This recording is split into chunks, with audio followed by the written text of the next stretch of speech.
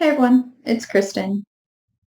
So, you guys are probably tired of me talking about the scrolls, but when I was going through my comic book collection, um, reshuffling it because I got new issues. Well, not new, but new to me to fill in some of the gaps of my collection. I ran across this one and just, looking at the cover, it's like super dramatic. And I kind of, well, I read it again because I'm like, oh yeah, I totally forgot about this storyline.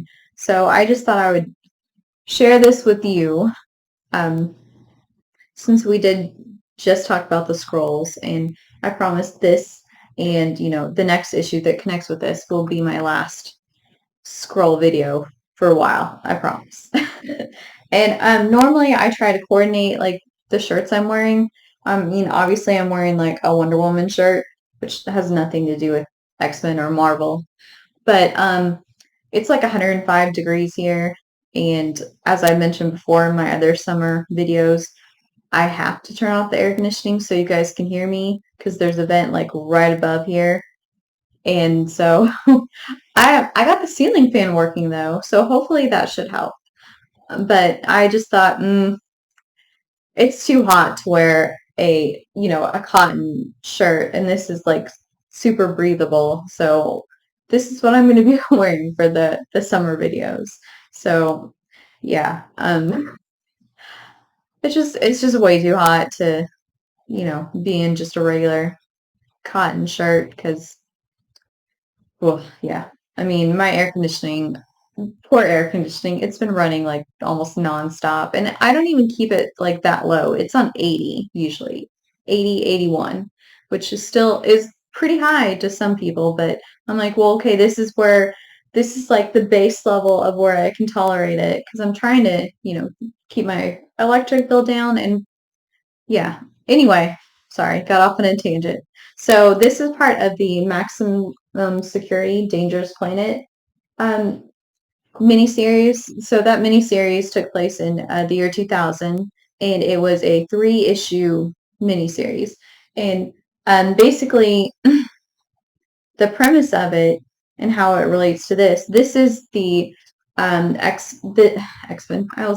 This is Professor Xavier's mutant scroll team. So these scrolls are mutants. They're born with extra powers, and they're hunted by Scroll Society because they're an abomination, and they have no place in Scroll Society, which to me is weird because the Scrolls are all about infiltrating and taking over, and these Scrolls, like, you'd think that they would fit right in because they have even extra powers, because Scrolls, while they can imitate people, can't necessarily imitate powers.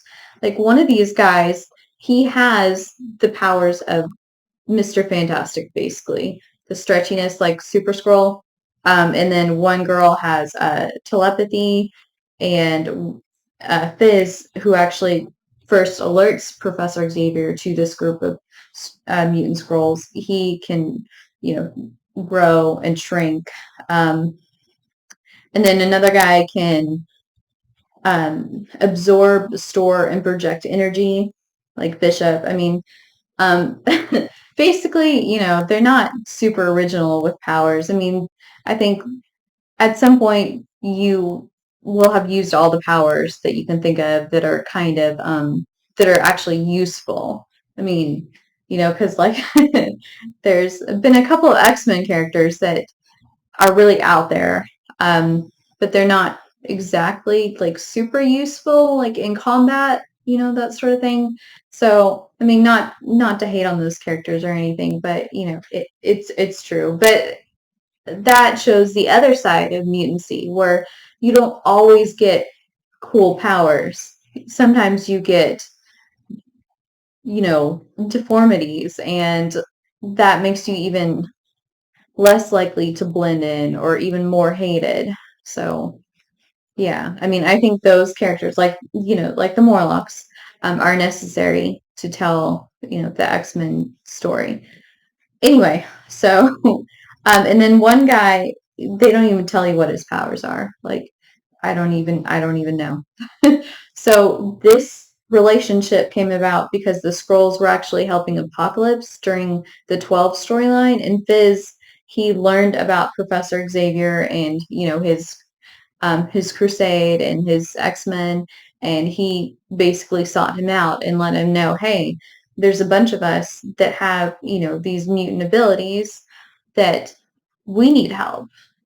So basically what ended up happening is Professor Xavier went into space to train these young Skrulls and the use of their powers and teamwork, which is, I think, is pretty cool. Like, anyway, so you look at the cover and you think, wow, that's a really cool cover. It's a very dramatic cover.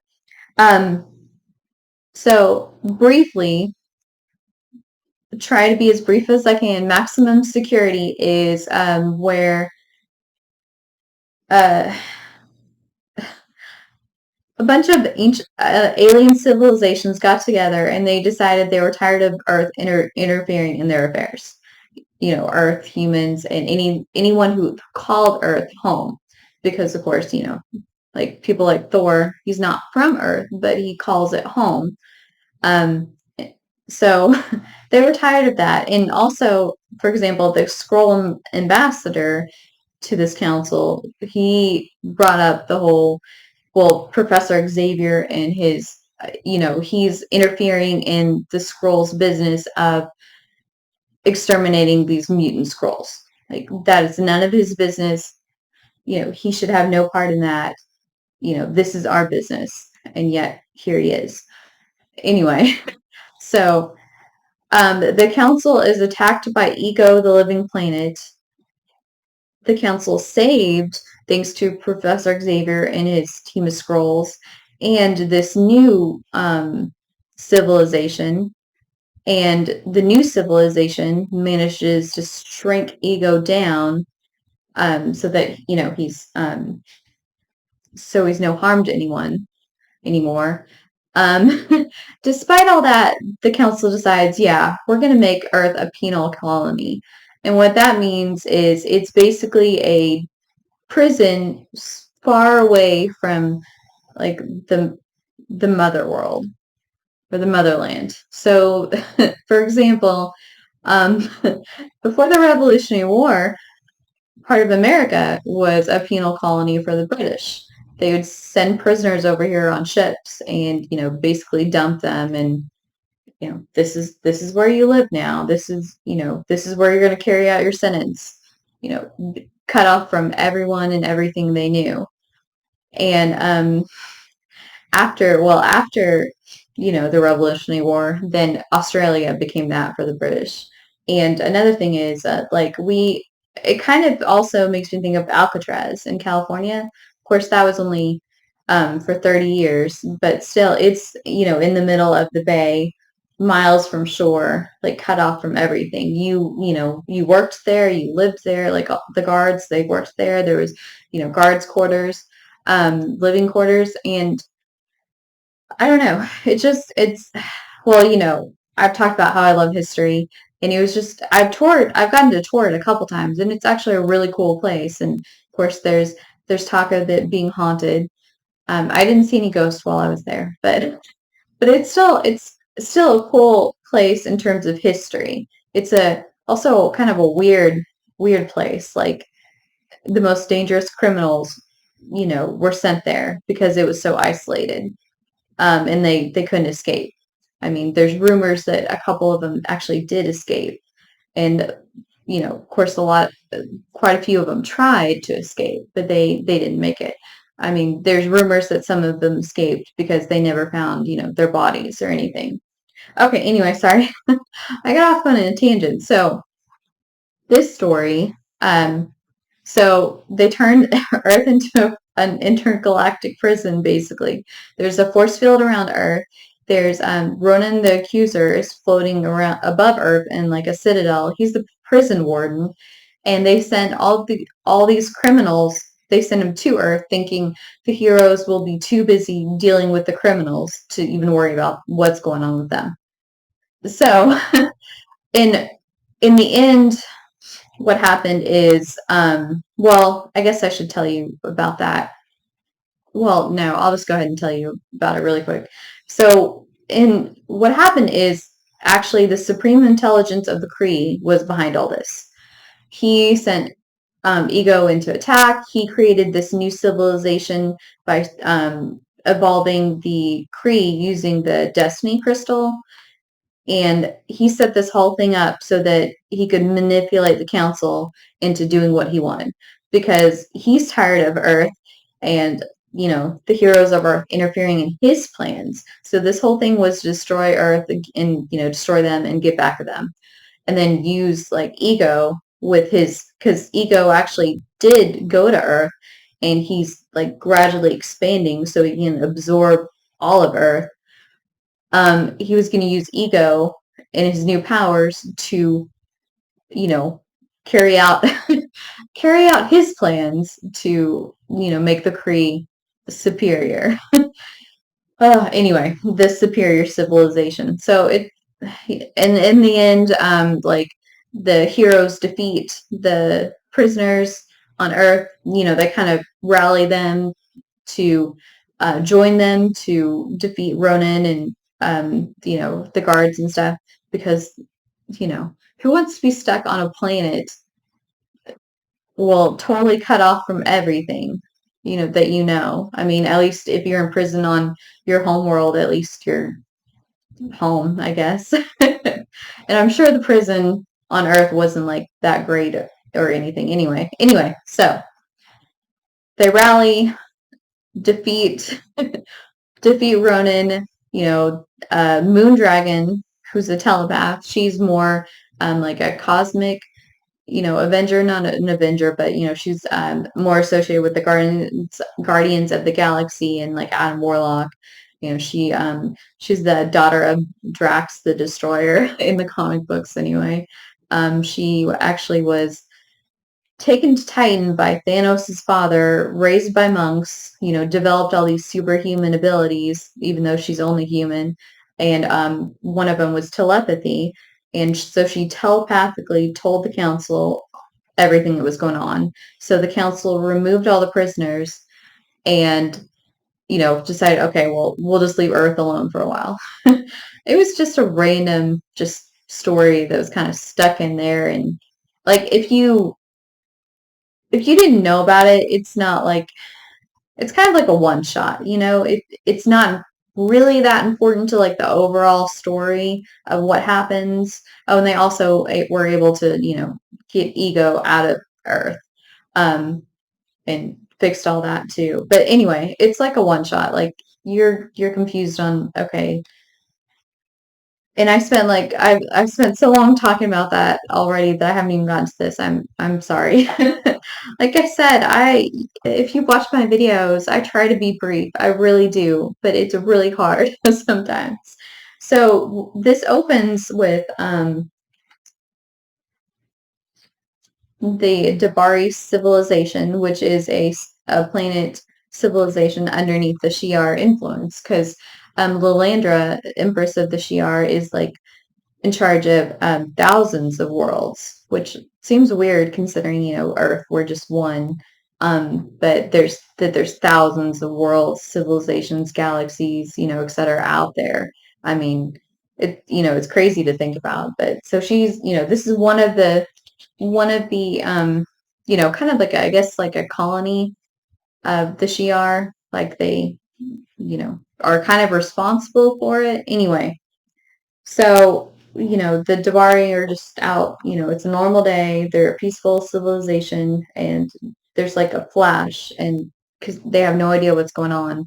And apparently, this is the star, which is their sun, that Dark Phoenix consumed, which destroyed, of course, the planet also. Anyway, for those of you, I'm sure most of you know about Phoenix, Dark Phoenix, but briefly just explain. So Phoenix is like a cosmic entity. She's like the embodiment of like life and birth, rebirth, and Phoenix, and fire. And so she merges with Jean Grey during the Phoenix saga. And Jean, even though she's a telepath and she's a mutant, she's also human, comes with all the weaknesses that humans have. And so, for the first time ever, the Phoenix entity force experienced emotions and things like hunger. And she was just kind of overwhelmed because she didn't understand what was going on. So she feeds because she hungers. So she feeds on this star, killing all these people. So in most of this, I'm just going to kind of skip through because it's not that important. Like the X-Men are in New Orleans. That's Jean right there, and Beast recovering from their latest battle. And so it turns out that Storm is summoned by T'Challa. The Wakandan embassy comes and says, "Hey, he really needs your help." And so she goes off with him because, of course, she trusts him and he trusts her. That's what he called her. So this panel right here is very it just struck a chord with me with everything that's going on with Beast. Like Beast has gone off the rails. Like I don't like him like this. This is not how I remember. He, is like lighthearted, jovial, super intelligent. Um a lot of times he was the moral compass of the team. Well, so I'm just not liking this recent incarnation. I mean, we already had like a dark beast before, like an Age of Apocalypse, and so I'm just I'm just not liking this. But this just resonated with me because Beast is, talking to Jean. He's like, you pick their brains. She's like, well, just a light scan to, make sure everything was on the up and up, for Storm's sake. And um, he's like, doesn't it bother you? You are able to know everyone's secrets. It would be so easy. And Jean says, you train yourself not to look or to listen. And B says, well, suppose you change your mind. And then he goes on to say, I listened to Robert Kelly's speeches and they make sense, even though I'm one of the threats he's talking about. Because here we are we are the living embodiment of power. And even we don't know our limits or we are ultimately capable of. And he says, to paraphrase Shakespeare, because, he quotes a lot of authors because he loves to read. He's super intelligent. To paraphrase Shakespeare, dear lady, I fear that the danger lies not in the stars, but in ourselves. Because he's talking about how with so much power, makes me think of Spider-Man. With great power comes great responsibility. Like anyone with power, and absolute power corrupts absolutely. So that's what it makes me think of. And Jean says, Hank, remember, we're the good guys. And he says, that is the hope. So it just really struck a chord with me because of everything that's going on with him now. I mean, here he is, being the moral compass, and he's just gone so far off the rails now that I'm just like, don't like it. Nope. And then, like I said, some of this we're going to skip over, but just wanted to point out that Lee Forrester, a woman that Cyclops dated after Jean was dead, right before he met Maddie, is offering Jean condolences on, the death of her husband, Scott, because Scott died during, because, death is meaningless now, especially now. He died during the 12 storyline. So it just struck me as interesting. So, um, Charles appears to Lilandra and says, hey, can't you do anything about what's going on? I mean, my planet has become a prison. Like, I don't understand why you're letting that happen. And she's like, I'm in charge of thousands of worlds. That's trillions of people or trillions of lives. I can't just, let my feelings for you influence my decision, because if we went to war with, the council, yeah, we would probably win, but so much would be destroyed in the process. I have to be careful about this. I mean, it feels almost like something is manipulating the situation, but I have no proof. So I have to be careful. So he, you know, oh, and Corsair, he's there. And of course he's really like upset at Xavier because he sees Xavier as the reason, Scott's dead. And Lilander says, I sent Cersei, to Earth to investigate and to, gather information and to get back to me. And so you see, like, Charles is a hologram. You see them kissing. And you see he is on the ship, like, with the Skrulls, his team of Skrulls. Um, because he's like, I put myself out there to help these Skrulls because they needed me. But I fear that I've endangered my home world, in my X-Men in the process. So back to the hospital in New Orleans, and the team is attacked by these guys in government issued armor. And they're all like, hey, there's people in that armor, try not to hurt them. And it that always makes me think of the X-Men animated series where they're, I think it was episode 6, where they're on Genosha, and Storm's like, we mustn't harm them, and Gambit says, well, how about you tell them not to harm us? So that's what it makes me think of. Anyway, so they're trying to figure out. So Jean tells, Cable, hey, they have the fight under control. Let's evacuate the staff and the patients. Um, and they're like, let's try to lead them away from all these people. So they go to basically an abandoned warehouse um, by themselves. And here, the X-Men are cleaning up, and Rogue, through physical touch, her powers, she touches one of the guards and realizes that this was pretty much a distraction, that Jean is the real target. So they so we go back to the abandoned warehouse, and we see this creature called Webwing. And it looks kind of like a giant squid octopus thingy, and it has like neurotoxins in its tentacles that sedates, its victims. So he basically like falls on Jean Grey and like wraps her up in order to um, knock her out. And then we have familiar faces, from the Shi'ar Imperial Guard. This girl has like bioelectricity that disrupts like nervous systems and stuff. And this guy, he like absorbs Druck's energy, and he's basically like a black hole. Um, so Jean, manages to stay awake and get out of Webwing's grip.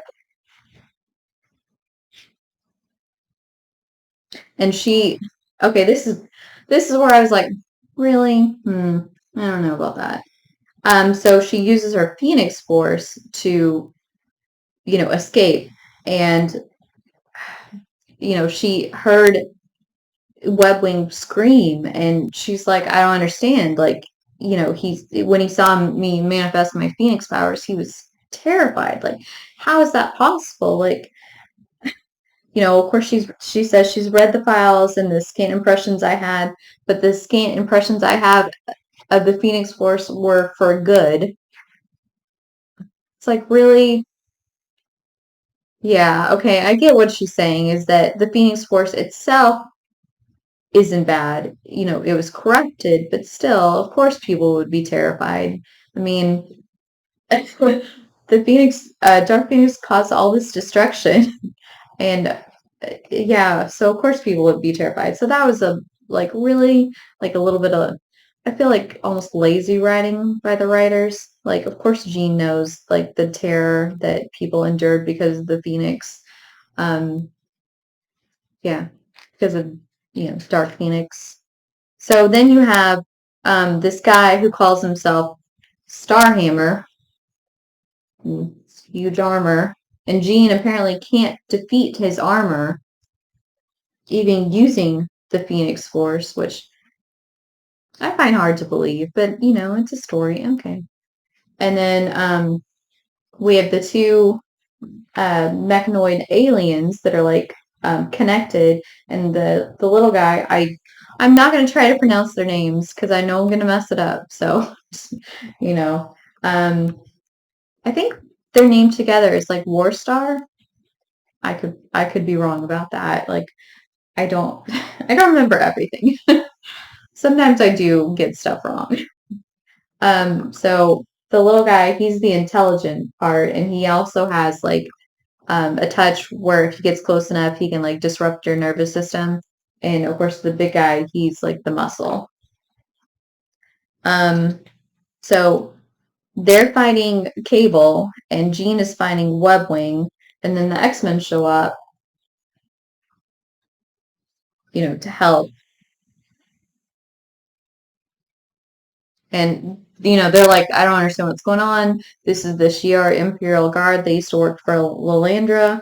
What's going on? And Cable's like, you know, they're Jean's the target. We need to help her. So, like I said, Jean can't defeat him, the Starhammer guy, on with her Phoenix Force power. So she goes on, the psychic plane and defeats him there. And what she sees is what they said in, the beginning. The Dabari, the civilization that was destroyed by Dark Phoenix. Um, and Dark Phoenix is 5 billion people in an entire world. All its past, all its potential snuffed down in a heartbeat. And Jean says, it wasn't me. And Dark Phoenix says, don't you dare say it wasn't you. If it wasn't for you, then,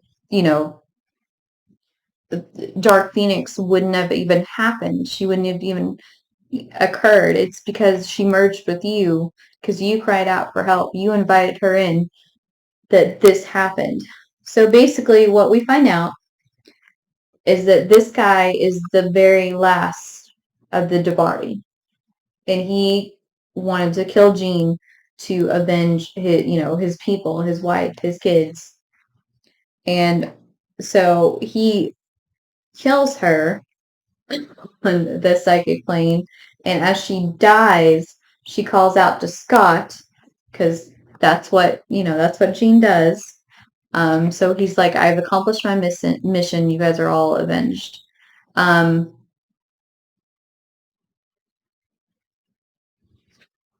so we see him, he's unconscious and Jean says, he set out to accomplish what he wanted to. He killed the Phoenix. And, Hank Beast is like, well, that's a Dabari. So when you looked into his mind, you saw what Phoenix did. And Jean said, I didn't see it. I was there. Like his memories and mine somehow combined. And I don't think I'll ever be okay again. And Rogue reminds her, but that wasn't you. It was just Dark Phoenix pretending to be human. And then she says, but it's still my fault. I didn't want to die. I didn't want Scott to die. I didn't want the X-Men to die. So I called out to her. I invited her in. And because of me, this happened.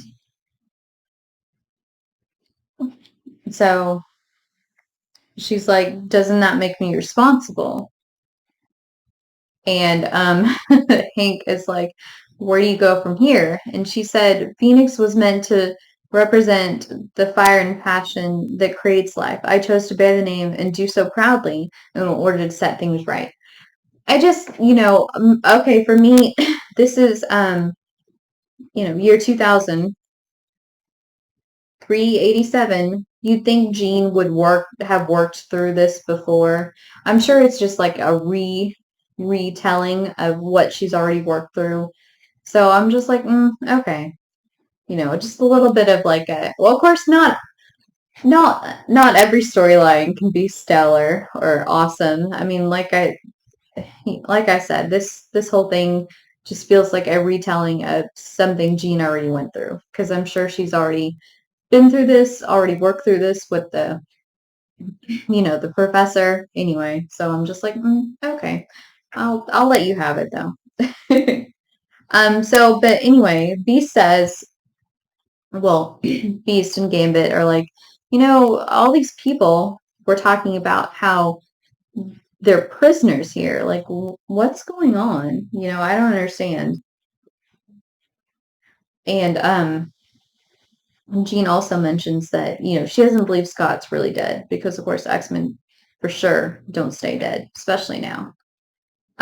So they kind of have an inkling of something's not right. Something's going on.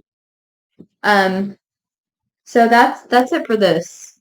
We're going to, in the next one, talk about the next issue that's connected, the X-Men issue that's connected to this, and that that video should be a lot shorter because I already explained about the maximum security dangerous planet thing.